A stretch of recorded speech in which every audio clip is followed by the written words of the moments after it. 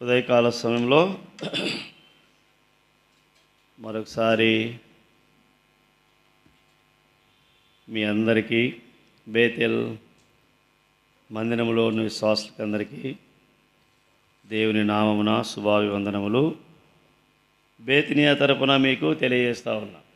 మరలా మీ దగ్గర కలుసుకోవడానికి ప్రభు అవకాశం ఇచ్చినాడు, రాగలిగినాం. దేవుని వాక్యంలో నుండి ఒప్పుకోలు ప్రార్థన కొరకై కొన్ని మాటలు మనం చదువుకొని తర్వాత ఒప్పుకోలు ప్రార్థన,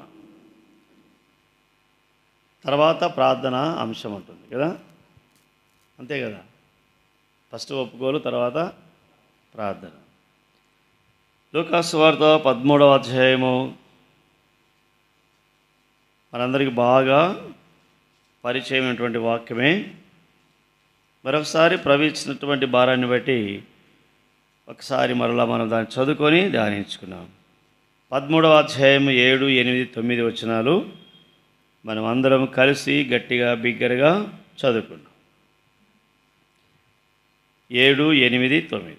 గనుక అతడు, ఇదిగో 3 ఏళ్ల నుండి నేను ఈ అంజూరపు చెట్టున పండ్లు వెదకవచ్చుచున్నాను, కానీ ఏమీ దొరకలేదు.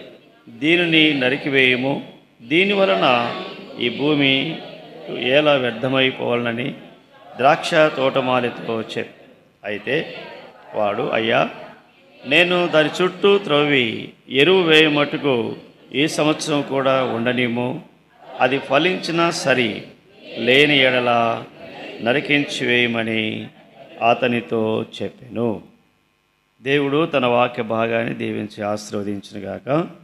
చిన్న ప్రార్థన చేసుకున్నాం ప్రభు సహాయం కొరకై. మోకరించగలిగిన వారు మోకరించండి.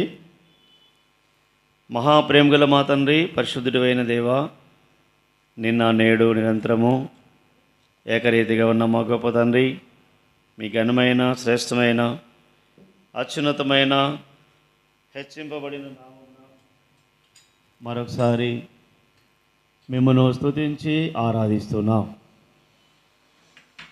ఆరాధనకు యోగ్యుడవు, స్తుతికి పాత్రుడవు, స్తుతి కీర్తనను బట్టి పూజ్యుడవు.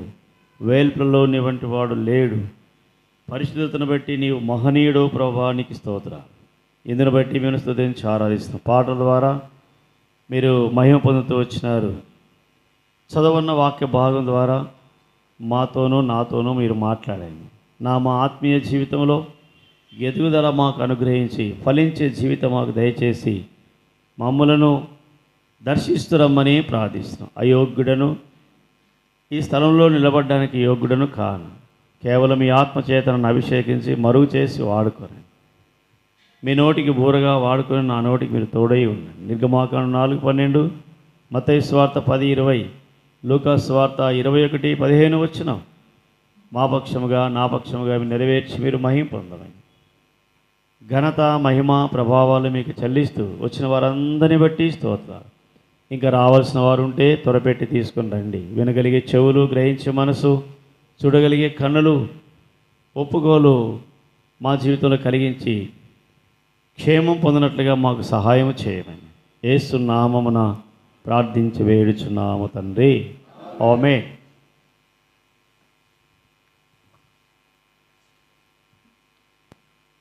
ఇక్కడ మనం చదువుకున్నటువంటి భాగంలో మనకు బాగా ఈ వాక్య భాగము పరిచయమైనటువంటి వాక్యమే. అంజూరపు చెట్టు గురించినటువంటి ఈ ఉపమానము ప్రభు చెప్పినట్టుగా మనం ఇక్కడ చూస్తూ ఉన్నాం. గనక అతడు, ఇదిగో 3 ఏళ్ల నుండి నేను ఈ అంజూరపు చెట్టున పండ్లు వెదకవచ్చుచున్నాను, కానీ ఏమీ దొరకలేదు. దీనిని నరికివేయము, దీని వలన ఈ యొక్క భూమి ఎలా వ్యర్థమైపోవాలని ద్రాక్ష తోటమాలితో చెప్పాను. అయితే వాడు, అయ్యా, నేను దాని చుట్టూ త్రవ్వి ఎరువు వేయమట్టుకు ఈ సంవత్సరం కూడా ఉండనిమ్ము, అది ఫలించినా సరి, లేని ఎడల నరికించి వేయమని అతనితో చెప్పాను. కనుక ఇక్కడ ఈ ద్రాక్ష తోటలో మరి అంజూరపు చెట్టును మనం చూస్తూ ఉన్నాం. ఆ తోట యజమానుడు ఆ అంజూరపు చెట్టు నాటించుకున్నాడు. ప్రతి సంవత్సరము తను ఆ చెట్టును చూడ్డానికి వచ్చినట్లుగా మనం చూస్తూ ఉన్నాం. సందేహం లేదు కదా. ఎందుకు వచ్చి చూస్తూ ఉన్నాడు? మొక్క నాటి తోటమాలిని పెట్టి దానికి ఎరువు వేసి అది ఎదిగి ఫలించింది. మరి ఎదుగుతూ ఉంది చెట్టు బాగా, ఏమైనా అందులో ఫలం దొరుకుతుందేమో అని వచ్చినాడు. వేసిన ఒక సంవత్సరానికి వచ్చినట్లుగా మనం చూస్తూ ఉన్నాం కదా. సంవత్సరం అయిపోయింది, చెట్టులాగానే బాగా ఆకులతో వృద్ధి పొందినట్లుగా మనం చూస్తూ ఉన్నాం. తర్వాత సరే ఇప్పుడు నేత చెట్టు కదా, నెక్స్ట్ ఇయర్ అయినా చూద్దాం దీని ఫలం అని చెప్పి 2వ సంవత్సరం వచ్చినాడు. అప్పుడు ఇంకా కొంచెం ఎదిగి పెద్దదైనట్టు. అప్పుడు కూడా ఏమి లేవు, అందులో ఫలాలు లేవు. 3వ సంవత్సరం కూడా వచ్చినాడు. అప్పుడు ఇంకా కొంచెం పెద్దగా ఉంటుంది చెట్టు. అప్పుడు కూడా వచ్చి చూస్తే చెట్టులో ఏం లేవు, ఫలాలు ఏమీ కనిపించవు. అప్పుడు ఆ యజమానునికి ఏమనిపించింది? బాధ అనిపించింది. ఒకవేళ ఆ చెట్టు పెద్దదిగా అయిపోయి కొంత స్థలాన్ని ఆక్రమించుకుందేమో, ఆ స్థలం యొక్క నీడలో ఇంకా ఏమి పండదు. ఒక చెట్టు పెద్దగా ఉన్నదంటే కింద ఉన్నటువంటి భూమిలో ఇంకేమి కూడా ఏది మొలకలు మొలవవు, ఏది పండదు. ఆ భూమి అలాగే నిస్సారమైనదిగా ఉంటుంది. కాబట్టి యజమానికి ఏమి కోపం వచ్చిందంటే, దీని ద్వారా ఈ భూమి ఎలా వ్యర్థమైపోవాలా, దీని ఏం చేయాలా? నరికించివే. ప్రియులారా, అప్పుడు వెంటనే తోటమాలి ఏమన్నాడు? అయ్యా, దాన్ని నరకద్దు, దయచేసి దాన్ని అలాగే ఉంచు, నేను దానికి నీరు కడతా, దాని చుట్టూ మళ్ళీ ఒకసారి త్రవ్వి ఎరువు వేస్తా. ఒకవేళ ఈ సంవత్సరమైనా ఇంకా 4వ సంవత్సరమే దానికి అవకాశం ఇమ్మని అడిగినాడు. అది ఫలించినా సరే, లేకపోతే ఇక్కడ చెట్టును ఉపమానాన్ని మనం గమనించినట్లయితే ప్రియ సహోదర సోదరి, మన ఆధ్యాత్మిక జీవితంలో ప్రభువైన యేసుక్రీస్తు వారిని అంగీకరించిన తర్వాత నీవు నేను కూడా మనము ఫలించి అభివృద్ధి పొంది ఆత్మ ఫలాలు సంపాదించేటువంటి వారముగా, ఫలాలు ఫలించేటువంటి ఫలభరితమైనటువంటి జీవితం మనం కలిగి ఉండాలని యజమాని యొక్క ఆలోచన ఇక్కడ మనం చూస్తూ ఉన్నాం. నిన్ను ప్రేమించి నీ కొరకు తన ప్రాణం పెట్టినటువంటి దేవాతి దేవుడు తన సొంత సమయంలోని రక్షించుకున్నాడు. సందేహం లేదు. రక్షణ మారమనసు పాప క్షమాపణ పొందినావు, ప్రభువును ఆరాధిస్తూ ఉన్నావు, బాప్తి సాక్ష్యం ఇచ్చినావు, ప్రభువును ఆరాధిస్తూ ఉన్నావు, ప్రభువును రుచిస్తూ ఉంటున్నావు. ప్రతి దినము కూడా, ప్రతి వారముది మరి వార కార్యక్రమం జరుగుతూనే ఉంటున్నది. జీవితం అంతా కూడా ఏమైపోతూ ఉంది? ఏమవుతుందంట? దీని ద్వారా వ్యర్థమైపోవాలా? ఈ స్థలం ఎందుకు వ్యర్థమైపోవాలా? దీని ద్వారా ఫలాలు లేనటువంటి ఈ చెట్టును నా పొలంలో ఉంచడం ద్వారా ఏమి ప్రయోజనమని ఆ యజమానుడు అడిగినట్లుగా ఈ ఉదయకాలం ప్రభు నిన్ను ఈ నూతన సంవత్సరంలో 4వ మాసంలో 13వ తారీఖున ప్రభు మరలా ఒకసారి నిన్ను ప్రశ్నిస్తూ ఉన్నాడు. ఒకవేళ నా ఆయుష్కాలము 23వ సంవత్సరం డిసెంబర్ 31 లాస్ట్ కావాల్సిందేమో. అయితే నిజమైనటువంటి తోటమాలి ప్రభువైన యేసుక్రీస్తు వారు నీకు నాకు ప్రియమైన సహోదర సోదరి మరణము సిద్ధపరుచుండగా, లేక మనం ఫలించలేని జీవితంలో నరికి వేయబడవలసి ఉండగా, తోటమాలి అయినటువంటి ప్రభువైన యేసుక్రీస్తు వారు మరలా తండ్రి దగ్గర ప్రాధేయపడి ఈ సంవత్సరమైనా దేని కొరకు ఫలించాలా అని, నేను దాని చుట్టూ త్రవ్వుతా, దానికి వెరువు వేస్తా, నీరు పెడతా, దాని 1 సంవత్సరం వల్ల వేచి ఉండు. చూద్దాం ప్రియమైన సహోదర సోదరి, దేవుని వాక్యంలో మనం గమనించినట్లయితే ఆధ్యాత్మికంగా ప్రభువును అంగీకరించిన తర్వాత నువ్వొక్కడివే రక్షించబడి నీ కుటుంబంలో నీ భార్య రక్షించబడకుండా నీ యొక్క ఆధ్యాత్మిక జీవితంలో నీ జీవితంలో ఫలించేటువంటి జీవితం లేదు కనుక నువ్వు ఒక్కడివే ఒంటిగా ఒక్కదానివే ఒంటిగా వస్తూ పోతా ఉన్నావు. ప్రతి సంవత్సరం కూడా ఇక చాలాసార్లు ప్రశ్నించేది ఏంటంటే, చెప్పేది ఏంటంటే, దైవ సేవకుని దగ్గరికి కానీ లేక పెద్ద దగ్గరికి కానీ వచ్చి, అన్న నా భర్త మారు మనసు పొందినట్లు ప్రార్థన చేయండి అన్న, లేకపోతే నా భార్య మారు మనసు పొంది మందిరానికి వచ్చినట్లు ప్రార్థన చేయండి, లేక నా పిల్లలు రక్షించబడి మందిరానికి వచ్చినట్టుగా ప్రార్థన చేయండి అని నువ్వు రిక్వెస్ట్ ఇస్తూ ఉంటున్నావు. కానీ ప్రార్థన చేయమని బ్రతిమలతో ఉన్నావు. కానీ అదే సమయంలో అంతకంటే రెండంతలుగా నీ విషయమై, నీ కుటుంబం విషయమై, నీ కుటుంబంలో ఉన్నటువంటి నశించబోయేటువంటి ఆత్మల విషయమై ఎంతవరకు ప్రార్థన చేసి నువ్వు ఫలించగలుగుతూ ఉంటున్నావు. నా జీవితమే, మన జీవితమే మన కుటుంబానికి మాదిరి.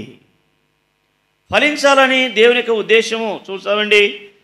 లూకాసు వార్త 3వ అధ్యాయము, లూకాసు వార్త 3వ అధ్యాయము 7, 8, 9 చదవండి. ఒక్కటి చదవండి. మారు మనసు తగిన ఫలములు ఫలించుడి, అబ్రహాము మాకు తండ్రి అని మీలో మీరు అనుకున్న మొదలు పెట్టవద్దు. దేవుడు ఈ రాళ్ల వలన అబ్రహామునకు పిల్లలు పుట్టింపగలడని మీతో చెప్పుచున్నాను.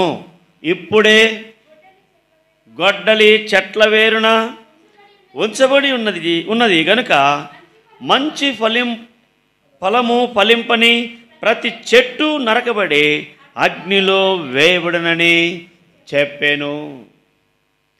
యోహాను భక్తుడు ప్రియమైన సోదరి స్వార్థ ప్రకటిస్తూ వచ్చినాడు. అరణ్యంలో కేకలు వేస్తూ ఉన్నాడు. ప్రభు యొక్క మార్గమును సిద్ధపరచమని మరి తాను ప్రకటన చేస్తూ ఉన్నాడు. అందరూ కూడా ఆయన దగ్గరికి వచ్చి రక్షణ పొంది ఆ రక్షకుని చూడడానికి ఆయన దగ్గరికి వచ్చి మారు మనసు పొంది యోర్దాను నదిలో బాప్తిసము తీసుకుంటా ఉన్నారు. అదే సమయంలో కొంతమంది వచ్చినారు.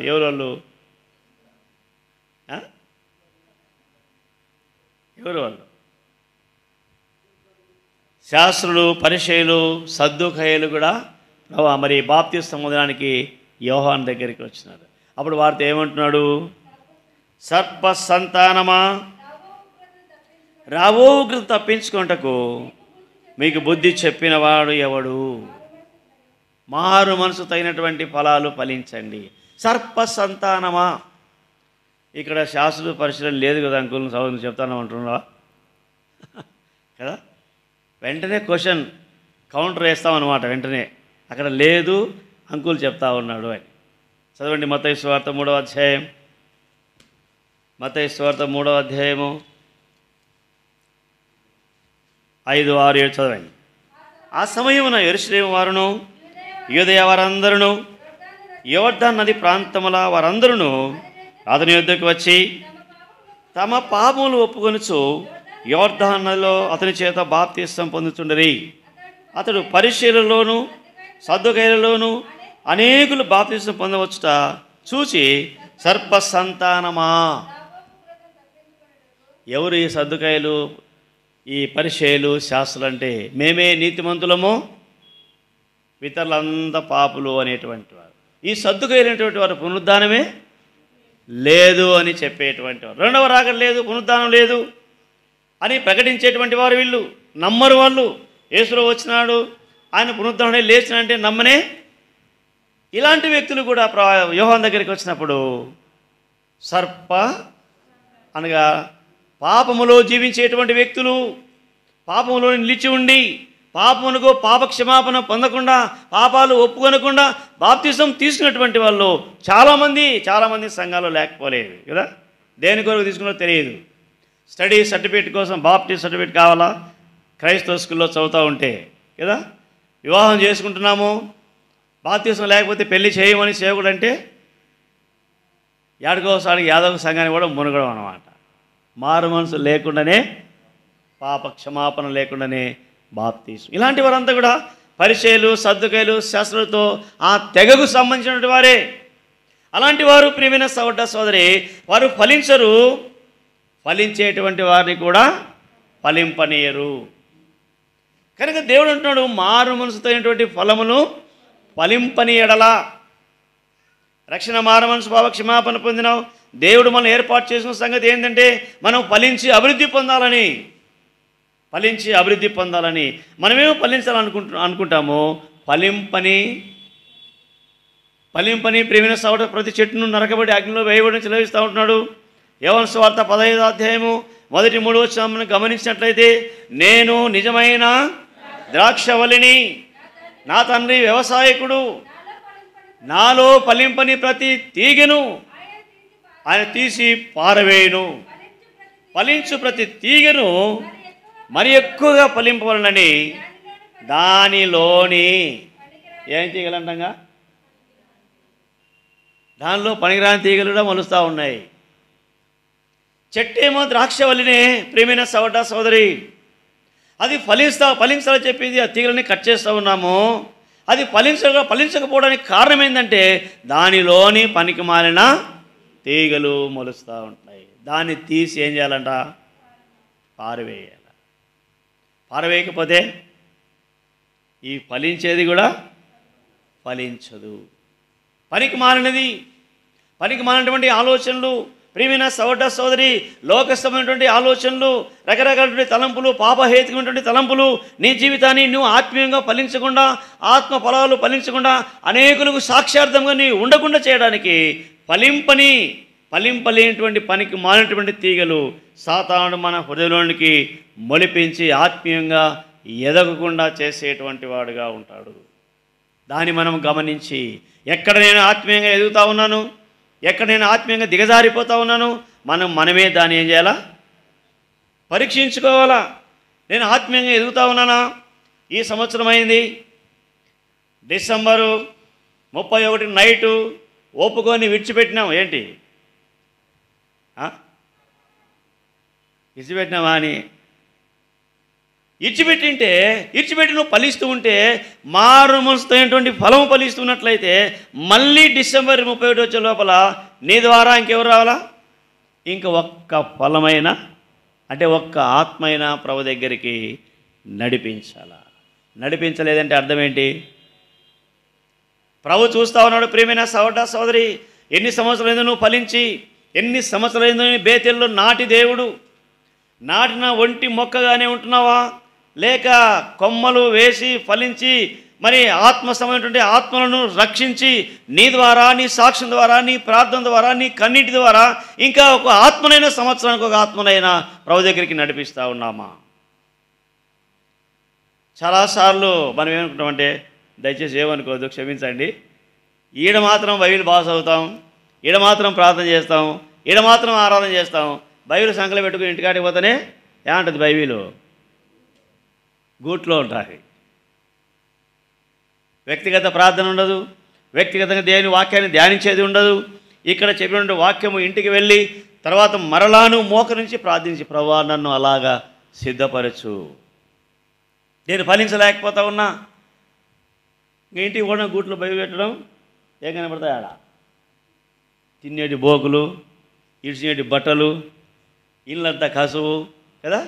ఈ పని అంతా చేసుకునే వాళ్ళకు శబా అయిపోయింది రాను, కూలరో ఏసీనో వేసుకోవడం, పండుకోవడం, ప్రార్థనలే.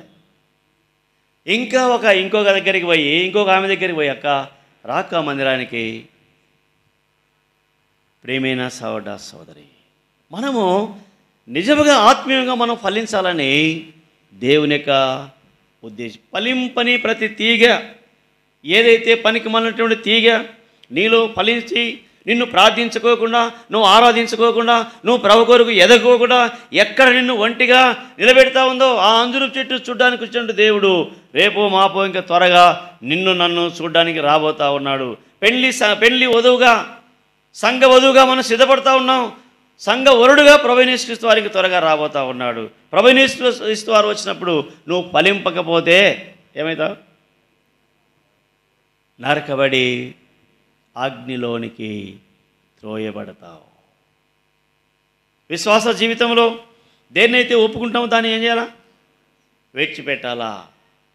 ముందున్న వాటికి వేగిరి పడుతూ రావాలా, వెనుకున్న వాటిని మరిచిపోవాలా.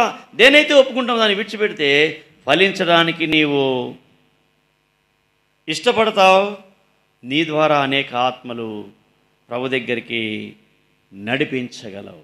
నిన్ను దేవుడు ఏర్పాటు చేసుకున్నది, నిన్ను తన వనంలో లేక తన ద్రాక్ష తోటలో నిన్ను ఒక అంజురపు చెట్టు వలె నాటింది. దేని కొరకు? అదే యోహాను సువార్త 15:16 దేవునికి ఉద్దేశం ఏంటంటే, ప్రియులారా చదవండి, మీరు బాగా గమనించాలి ఇక్కడ, మీరు నన్ను ఏర్పరచుకొనలేదు, మీరు నా పేరిట తండ్రిని ఏం అడుగుదురో అది ఆయన మీకు అనుగ్రహించినట్లు మీరు వెళ్ళి ఫలించుటకును మీ ఫలము నిలిచి ఉంటకును నేను మిమ్మల్ని ఏర్పరచుకొని నియమించినాడు. నిన్ను నియమించుకున్నాడు దేవుడు, నిన్ను ఏర్పాటు చేసుకున్నాడు. నువ్వు ఏర్పాటు చేసుకోలే, ఈ దేవుడు అయితే నాకు బాగుంటుంది అని కదా. మీరు నన్ను ఏర్పరచుకోలే, నేను మిమ్మను ఏర్పరచుకున్నాను. దేనికంటమ్మా? వెళ్ళి, ఎక్కడికి వెళ్ళి?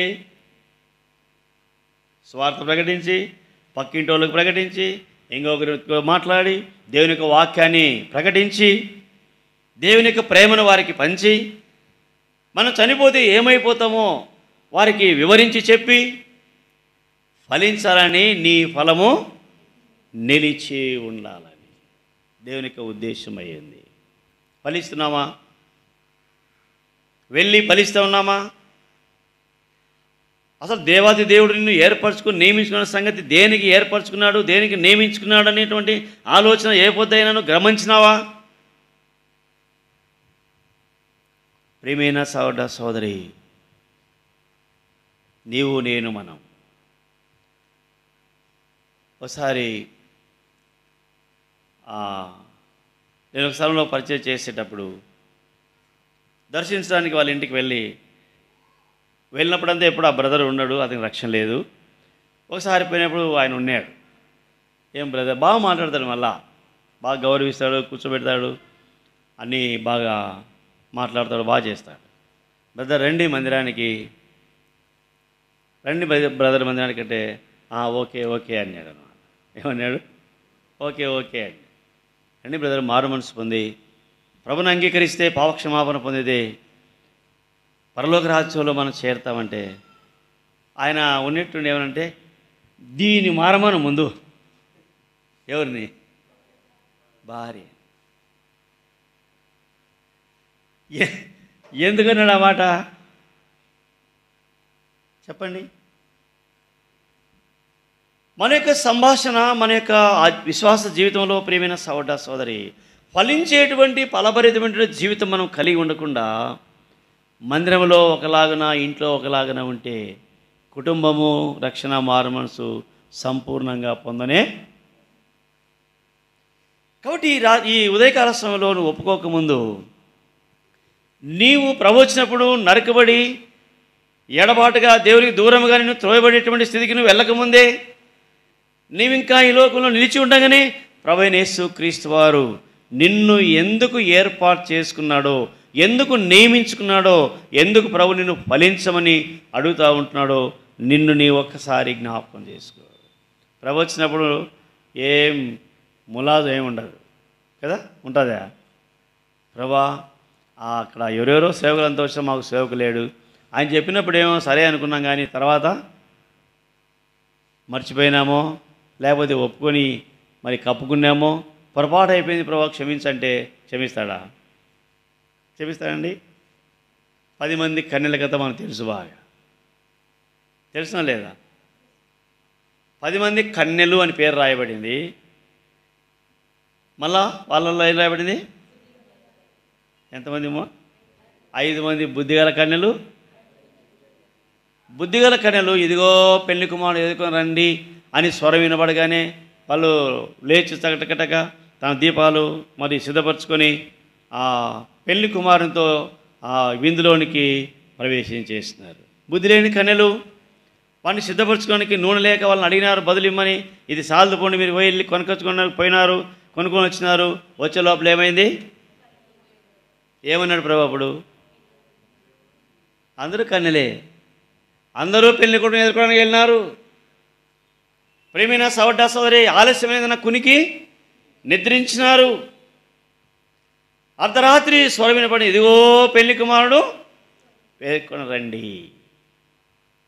అర్ధరాత్రి వేళ గొప్ప సందడాయేను, అదిగో పెళ్లి కుమారుండు వచ్చేనాడియో. అర్ధరాత్రి వేళ గొప్ప సందడాయేను, అదిగో పెళ్లి కుమారుండు వచ్చేనాడియో. సిద్ధముగానున్న వారే వెళ్ళేదారుగా, ఆ ద్వారము మోయబడు త్వరపడుమా. సిద్ధముగానున్న వారే వెళ్ళేదారుగా, ఆ ద్వారము మోయబడు త్వరపడుమా. తెరువబడి ఉన్నది కృపా ద్వారము, త్వరపడి రమ్మని పిలచెనేసు. తెరువబడి ఉన్నది కృపా ద్వారము, త్వరపడి రమ్మని పిలచెనేసు. వచ్చినారు. ఏమన్నారు వచ్చి? అయ్యా అయ్యా మాకు కూడా తలుపు తిమ్మంటే, ఇప్పుడు మేము సరి చేసుకున్నాం, ఇప్పుడు ఒప్పుకున్నాం, ఇంకా తలుపు తిమ్మంటే ఏమన్నాడు చెప్పండి? తెలుసు కదా వాక్యం మనకు. అది నేను మిమ్మను ఏంది ప్రభా, కసాపురములో బేతేల్లో నా మాదిరి ఆరాధన చేసేవాళ్ళు లేరు ప్రభా, నా మాదిరి బైబిల్ చదివేటువంటి వాళ్ళు లేరు ప్రభా, నన్ను నువ్వు ఎరగవా? నేను మిమ్మల్ని ఎరగనే. ఏమవుతుంది అప్పుడు? బాధ కదా? బాధ కదా చెప్పండి. కాబట్టి ఫలించేటువంటి ఫలభరిత జీవితం, మారు మనసు తగినటువంటి ఫలాలు ఫలించకపోతే ఏమవుతామంట? అక్కడ ఉపమానం చెప్తా వచ్చినాడు, నరకబడి అగ్నిలో వేయబడు. పిల్లారా గమనించి, ఉదయకాల సమయంలో మారు మనసు పాపక్షమాపణ పొందినావు, సందేహం లేదు, బాప్తిస్మ సాక్ష్యం ఇచ్చినావు. పిల్లారా ప్రభువైన యేసుక్రీస్తు వారి కొరకు నిన్ను ఏర్పాటు చేసుకుని నిన్ను నియమించింది, నువ్వు వెళ్ళి ఫలించుటకును నీ ఫలము నిలిచి ఉంటకును నేను మిమ్మల్ని ఏర్పరచుకొని నియమించి తిని. అది గుర్తుపెట్టుకొని ఆత్మీయంగాను ఫలించకపోతే, మారుమనసు తగినటువంటి ఫలమును ఫలించకపోతే ప్రభు వచ్చినప్పుడు ఏమవుతాం? విడవబడతాం. విడవబడాలని దేవునికి ఉద్దేశము కానీ కాదు. అందుకే ఉదయకాలము ప్రభు ఈ ఒప్పుకోలు ప్రార్థనలో నీతో మాట్లాడుతూ ఉన్నాడు, నాతో మాట్లాడుతూ ఉన్నాడు.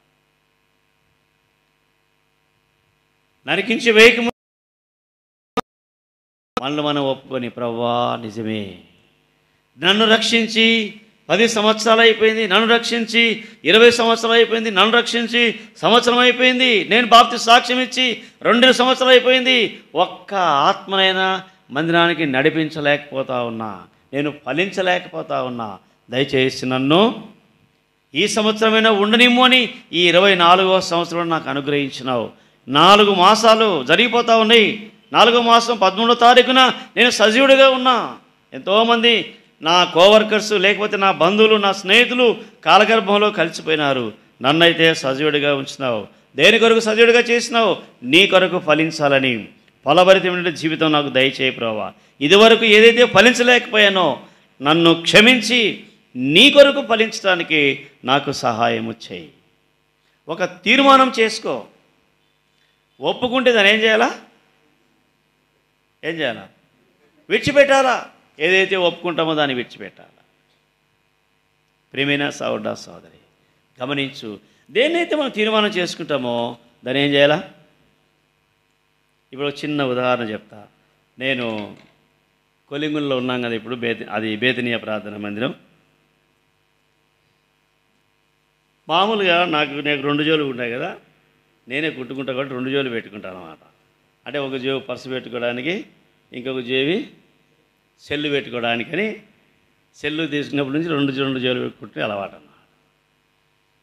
అక్కడ మామూలుగా వాక్యం చెప్తుంటే జేబులో సెల్లు ఉంటాయి, జేబులో పర్సు ఉంటుంది కదా. ఒక ఆయన అన్నాడంట, సేవకునికి సెల్లు ఎందుకు పెట్టుకుని రావాలో పులిబిడ్డ మీదకే అన్నాడంట. ఏమన్నాడంట? ఎందుకు సేవకుడు సెల్లు పెట్టుకొని రావాలా? తప్పు కదా అది అని ఆయన ఏమో ఈ నుంచి మాట్లాడుతూ పోతారు. ఫోన్ వచ్చే నుంచి సుగం మందిరంలో నుండి, హలో వస్తాడా బయటికన్నా పోయి మాట్లాడు. ఒక యవనస్తుడు వచ్చి నాతో, అంకుల్, ఆయన పేరేం చెప్పలే కానీ, అంకుల్ నేను ఇట్లా అనుకుంటాను రా అంకుల్ అని చెప్పి. ఏమంటా అంటే, ఇట్లా సెల్ ఎందుకు పెట్టుకొని వస్తున్నాడు, సెల్ ఎందుకు పెట్టుకోవాలని అంటున్నాడు అంకుల్ అని. అప్పుడు అనుకున్నా నేను, సెల్ పెట్టుకోవడం తప్పేముంది, కొన్నిసార్లు ఏదో ముఖ్యమైనటువంటి, ఇప్పుడు ఆనందరాజు అంకులే ఉన్నాడు, ఒకవేళ ఆయనకు నేను మీటింగ్లో ఉన్న సంగతి తెలియక ఒకవేళ ఫోనే చేసినాను ఏదైనా మాట్లాడాలని, అప్పుడు లిఫ్ట్ చేయకపోతే ఆయన ఏమనుకుంటాడు, ఫోన్ పులిపీడి నుంచి ఏమైనా మాట్లాడతానా, ఆయన పేరు కనపడేందుకు దిగిపోయి మాట్లాడు. కానీ అది కూడా తప్పే. సైలెంట్లో పెట్టుకోవాలా, లేకపోతే విమానం మోడల్లో పెట్టుకుంటే ఆ తర్వాత ఆన్ చేస్తే కాల్స్ అన్నీ పడతాయి. అది చేసేదేమో అదే, నేనేమో కానీ వాళ్ళు అది అభ్యంతరం అని చెప్పినారని చెప్పి ఏం చేసినా, ఆ రోజు నుంచి ఈ రోజు వరకు సంవత్సరం రైతంది పులిపీట మీదకి సెల్లు తీసుకొని రాకూడదని చెప్పి ఒక తీర్మానం చేసుకుని, ఏం చేసుకున్నా, చిన్నదే అది కదా, చిన్నదే మన జీవితానికి, సంఘానికి, అది ఆయనకి ఏం అభ్యంతరమైందో మనకు తెలియదు. అది నీకు వినికిడికి వచ్చినప్పుడు, ఫలాని బలహీనరాలుగా నువ్వు ఉన్నావు, నువ్వు రక్షించమన్నావు కదా, నీ జీవితంలో ఇలాగ ఎందుకు మాట్లాడుతున్నావు, పనికిమాలినటువంటి తీగలు, పనికిమాలినటువంటి ఆలోచనలు నీకు వచ్చినప్పుడు, ఇతరులు మనల్ని ప్రశ్నించినప్పుడు దాన్ని ఏం చేయాలా, ఒప్పుకొని విడిచిపెట్టరు. ప్రభు కొరకు ఫలించడం నేర్చుకోవాలి. ఇప్పుడు అయిపోతుంది మీటింగ్, 2 అవుతుంది, ఇంక 4-6 గంటల వరకు మళ్ళీ మీటింగ్ టైం వరకు ఏమైనా మాట్లాడచ్చు ఫోన్లో, అంతే కదా. ఎటు ఇటునప్పుడు మాట్లాడలేము. సరే, ఆయనకు అభ్యంతరం కలిగింది, ప్రార్థన చేసుకున్నా, దాన్ని అసలు ఇంకా ముట్టకుండా ఆగిపోయింది. అట్లా ఒక్కొక్కసారి ఒక వ్యక్తి ద్వారా మన జీవితంలో ఉన్న బలహీనతను చూపించినప్పుడు, అది తప్పైనా ఒప్పైనా దాని మంచిది కాదు అన్నప్పుడు ఒప్పుకొని ఏం చేయాలని, దేవునికి మహిమ. ఈ ఉదయకాల సమయంలో నువ్వు ఫలించాలని దేవుని ఉద్దేశము, నీ ఫలం నిలిచి ఉండాలని దేవునికి ఉద్దేశము. అందుకొరకు దేవుడు నిన్ను ఏర్పరచుకొని నియమించుకున్నాడు. ఈ ఏర్పాటును గ్రహించి నీ పతనాన్ని నువ్వు ఒప్పుకో. దేవుని వాక్యంలో మనం గమనిస్తే, ఎజ్రా గ్రంథంలోనికి మనం వెళ్తే 9వ అధ్యాయము 13-14 వచనాలు మనం గమనిస్తే, 13-14 వచనాలు చదవండి. ఎజ్రా గ్రంథము, అయితే మా దుష్క్రియలను బట్టి, మా గొప్ప అపరాధములను బట్టి ఈ శ్రమలన్నీ మా మీదకి వచ్చిన తర్వాత, మా దేవుడవైన నీవు మా దోషములకు రావాల్సిన శిక్షలో కొంచెమే మా మీద ఉంచి మాకు ఈ విధముగా విడుదల కలగజేయగా, మేము నీ ఆజ్ఞను ఏం చేసినామంట, ఆయన విడుదల కలగజేసినాడు. ఎంత బాగుంది. మళ్ళీ ఆజ్ఞ మీరినారంట, ఒప్పుకుంటున్నారు. మా గొప్ప అపరాధమును బట్టి ఈ శ్రమలన్నీ మా మీదకి వచ్చిన తర్వాత, మా దేవుడవైన నీవు మా దోషములకు రావాల్సిన శిక్షలో కొంచెమే మా మీద ఉంచినావు. మంచిదే. అయితే నీ ఆజ్ఞలు మీరి ఈ అసహ్య కార్యములను జరిగించిన జనులతో సంబంధములను చేసుకునేలా మేము నాశనమగు వరకు శేషమైన లేకుండానట్లు, తప్పించుకున్నటకు సాధనమైనను లేకుండానట్లును నీవు కోపపడదు కదా. తప్పించుకొనడానికి ఒకసారి క్షమించబడ్డాం, ఒకసారి ఒప్పుకున్నాం, మరలా ఒకవేళ ఆజ్ఞ మీరితే తప్పించుకునేటువంటి సాధనమే అవకాశంగా లే. అదే 10వ అధ్యాయంలోనికి వచ్చే ప్రియమైన సహోదర సహోదరి, 1-2 వచనాలు చదివితే, ఎజ్రా ఏడ్చుచు దేవుని మందిరం ఎదుట సాష్టాంగపడుచు పాపమును ఒప్పుకొని ప్రార్థన చేసెను. ఇశ్రాయేలులో పురుషులు, స్త్రీలు, చిన్నవారు మిక్కిలి గొప్ప సమూహముగా అతని వద్ద కూడి వచ్చి బహుగా ఏడుస్తూ ఉన్నారు. మేము దేవునికి ఆజ్ఞను మీరినాము, మేము పాపం చేసినాము. ఆ 10వ అధ్యాయం ఎంత చదువుకుంటే ప్రియమైన సహోదర సహోదరి, యాజకులు సహా, దేవుని యాజకులు సహా ఏం చేసినారు, అన్య స్త్రీలను వివాహము చేసుకున్నారండి. వారి కుమారులకు వీళ్ళ కుమారులకు వాళ్ళ కుమార్తెలను, వాళ్ళ కుమారులకు వీళ్ళ కుమార్తెను పెళ్లి చేసుకొని దేవుని దృష్టికి దోషం చేసి, దేవుని దృష్టికి పాపం చేసి, ఈ సమయం అంతా దేవుడు ఒప్పించినప్పుడు ఏడ్చుచు ఎజ్రా ఒప్పుకున్నప్పుడు ప్రజలందరూ కూడా ఒప్పుకుంటూ వచ్చినారు. యాజకులు వచ్చి ఒప్పుకున్నారు. వారు ఒక తీర్మానం చేసుకున్నారు. ఏమని? మేము పరిత్యజించి, అంటే విడాకులు ఇచ్చేసి వాళ్ళనుగా విడిచిపెట్టేస్తాం. ఎందుకు? చేసుకున్నావు కదా పెళ్ళికి, మళ్ళీ విడాకులు ఎందుకు?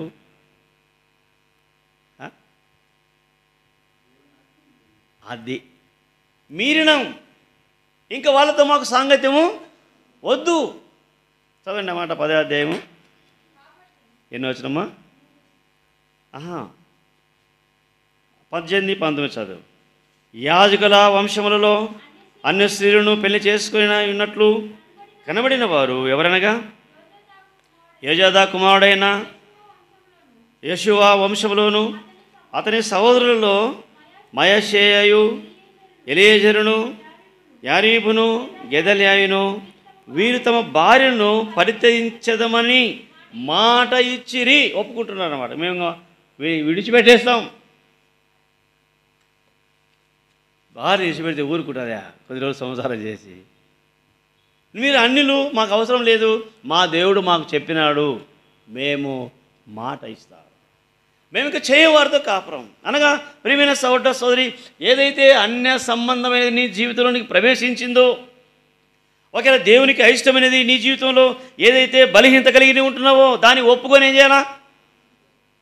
పూర్తిగా విడిచిపెడితే తప్ప క్షమాపణ మనము పొందలేం. దేవుని యొక్క ఆశీర్వాదము మనం పొందలేం. దేవుని కొరకు మనము ఫలించలేం.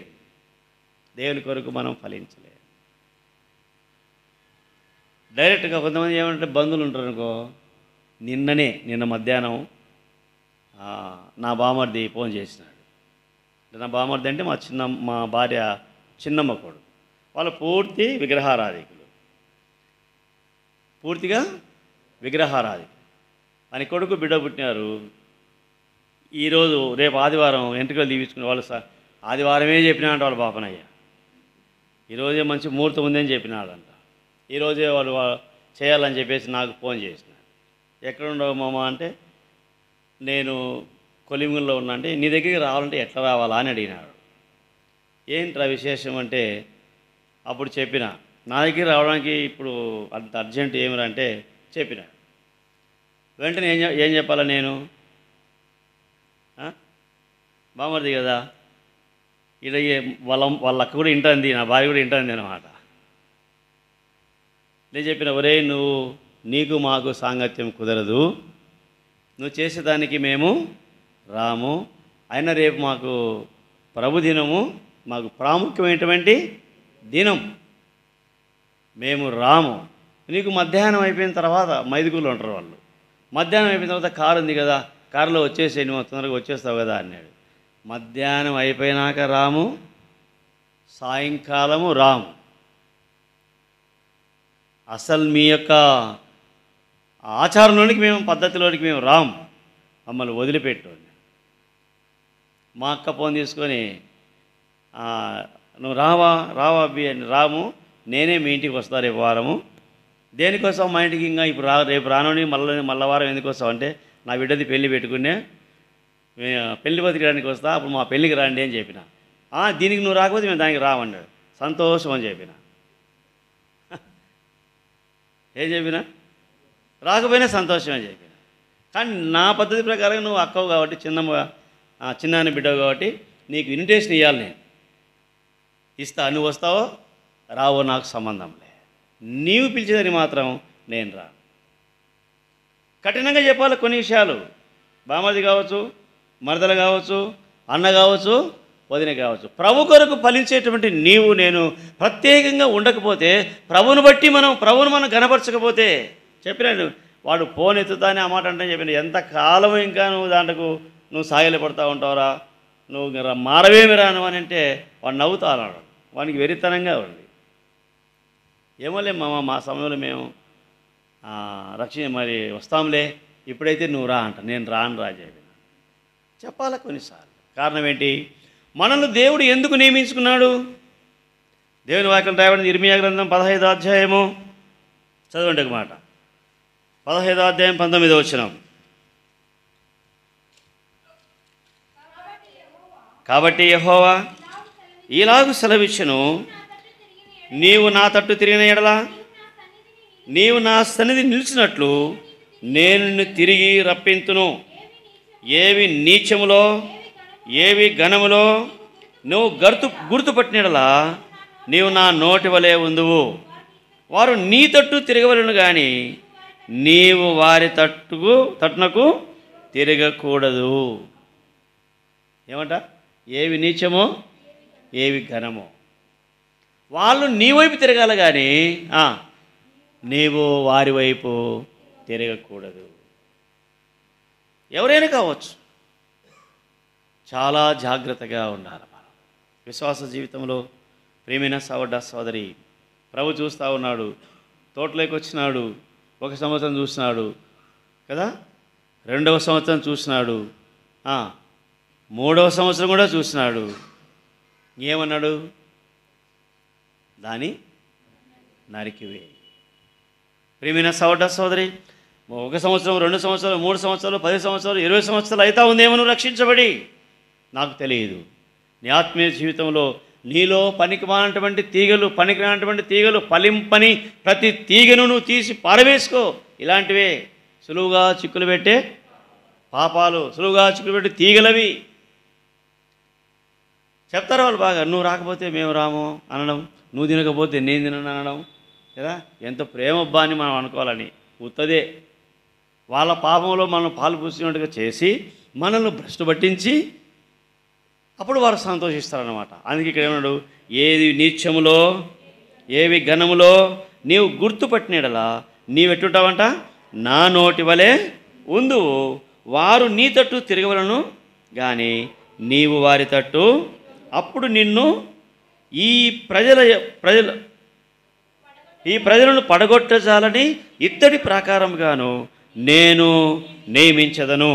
నిన్ను రక్షించుటకును నిన్ను విడిపించుటకును నేను నీకు తోడై ఉందును గనుక వారు నీ మీద యుద్ధము చేయదురు కానీ నిన్ను జయింపకపోదురని ఎవరు సెలవిస్తున్నారంట? రవిదాస్ కాదు, దానియేలు కాదు, సాంసోను కాదు. ఎవరు? నీవు దేవుని వైపు తిరిగితే, ఏది ఘనమో అది నువ్వు ఘనముగా నువ్వు ఆచరిస్తే, ప్రభు కొరకై ఫలించడానికి నువ్వు ఇష్టపడితే, దేవుడు నిన్ను వెళ్ళి ఫలించుటకు నీ ఫలము నిలిచి ఉండడానికి నువ్వు ఏర్పరచుకొని నియమించను గ్రహించి ప్రభు కొరకు మహింకరంగా నువ్వు జీవించినట్టయితే, ప్రియ సోదరి, ఆత్మ సంబంధమైన ఫలాలు నీ వెంట వాళ్ళే వచ్చారు. అన్నా నువ్వు పోతున్నావు, నీ వెంట మేము కూడా వస్తాం. మాకు నెమ్మది లేదు. నువ్వు వెళ్ళేటువంటి స్థలానికి నాకు చూపించు. నిన్ను బట్టి ప్రియమైన సోదరి, నన్ను బట్టి అనేకులు అన్యులు ఏం కావాలా? మన దగ్గరికి, లేక మన బంధువులు, లేక మన ఇంట్లో ఉన్నటువంటి వారు, మా అమ్మ నాయన నమ్మిన దేవుడే నిజమైన దేవుడు, నేను ఇలాగ నష్టపోతా ఉన్నా, తనకు తానే రక్షించబడి దేవునికి సన్నిధికి రావడానికి మన ప్రార్థన, మన ఆధ్యాత్మిక జీవితమే వారికి మాదిరి. కాబట్టి ప్రభు వచ్చినప్పుడు నరికించి వేయకముందే కదా యాజకులు, ఇజ్రాయేల్ ప్రజలు ఎజ్రాతో చెప్తా ఉన్నారు. ఏమని చెప్తున్నారు? మేము వారిని పరిత్యజించడానికి కూడా మాట ఇస్తూ ఉన్నాం, మేము ఒప్పుకుంటున్నాం. ఆయన ఏడ్చినాడంటే ఎజ్రా. ఏడ్చినప్పుడు వాళ్ళు ఏమనుకున్నారు? వాళ్ళ మనసు ఏమైంది? కొంతమంది ఏడుచంటే ఏడుచండి ఎమ్మ అనిపించాలి, మనకు రాదు ఏడు. కొంతమంది ఏడిస్తే మనం కూడా ఏడుస్తాం. ఎందుకు? ఆత్మ సంబంధమైనటువంటి దుఃఖము రక్షణార్థమైన మారు మనసు కలుగజేస్తుంది. లోక సంబంధమైన దుఃఖము మారు మనసు ఒక మంచిని కదిలియదు. ఎందుకంటే కొంతమంది ఊరికనే ఏడుచాటరు. ఆరాధన చేయమంటే ఆరాధన కూడా ఏడుచారు కొంతమంది. ప్రభువా ఆ సైకిల్లో పోతే కింద పడితే కాలికి గాయనయ్యా, నువ్వే బాగు చేసిన ప్రభు ఏడుచారన్నమాట. అదే ఆరాధన కదా. తెలియక ప్రియమైన సహోదరి, ఒప్పుకున్నది విడిచిపెట్టి ఏం కావాలో మనం ఫలించాలి. ప్రభు కొరకు ఫలించాలి. అంజురపు చెట్టు వలె, నిష్ప్రయోజనమైనటువంటి చెట్టు వలె కాకుండా ఫలాలు ఫలించేటువంటి చెట్టు వలె నీవు నేను. ఏం ఫలాలు మనకు తెలుసు బాగా. గలితి రాసిన చూడండి, ముగిస్తాం. మనకు తెలుసు బాగా అందరికీ. 5వ అధ్యాయం 22, 21. అయితే ఆత్మఫలం ఏమనగా ప్రేమ, సంతోషము, సమాధానము, దీర్ఘశాంతము, దయాళత్వము, మంచితనము, విశ్వాసము, సాత్వికము, ఆశానిగ్రహము. ఇట్టి వాటికి విరోధమైన నియమమేదీ లేదు. క్రీస్తు యేసు సంబంధులు శరీరమును దాని ఇచ్చలతోనూ దురాశలతోనూ సిలువ వేసి ఉన్నారు. శరీరము కావాలంటది ఆత్మ. అదే అధ్యాయం 16 ఉంది. ఏమిటది? ఆత్మకు శరీరము, శరీరానికి ఆత్మ ఎప్పుడూ పోరాటమే. అవునా కదా? ఎప్పుడూ పోరాటమే. ప్రేమైన సోదర సోదరి, ఆత్మ ఫలాలు ఏంటంట?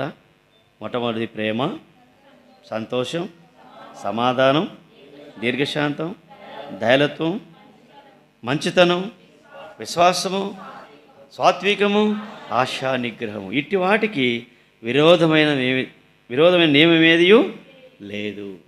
అవన్నీ మనం ఫలించాలని, అప్పుడు ఈ ఫలాలన్నీ మనలో ఉంటే, మన లోపల మనం ఫలిస్తూ ఉంటే అనేకులు ప్రభు దగ్గరికి రాలి దేవుడు తన వాక్యాన్ని దీవించునుగాక.